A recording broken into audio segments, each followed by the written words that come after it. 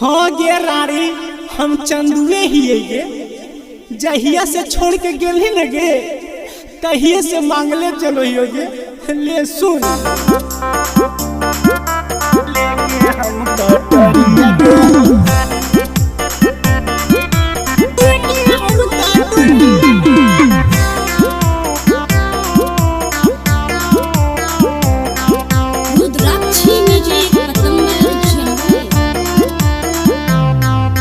जहिया से गली के जानू छोड़ी के ससुररिया गे।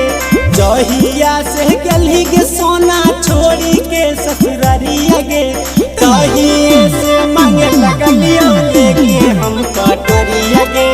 तहिए से मांगे लगलियो लेके हम कटोरिया गे।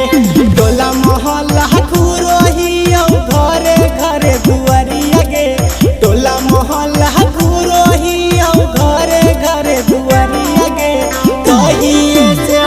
लगलियो लेके हम कटोरिया गे।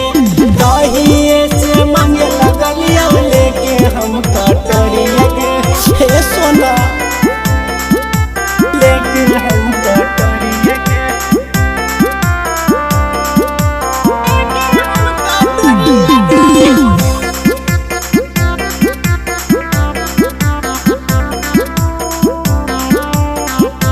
दहिए से मांगे लगलियो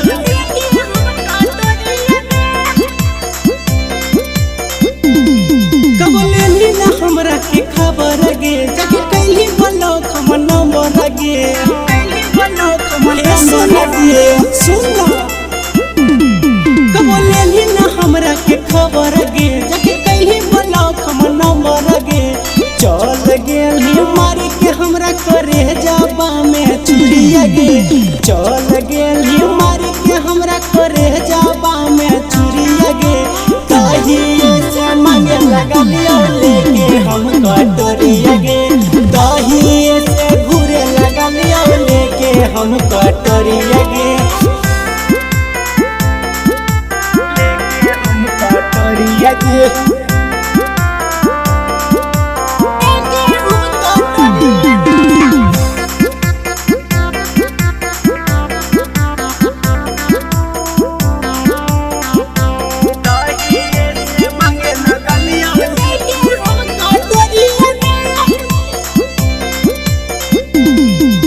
बुझले नहीं हमार दर्द गे। सब भूल गेल ही जान पाके मरद गे।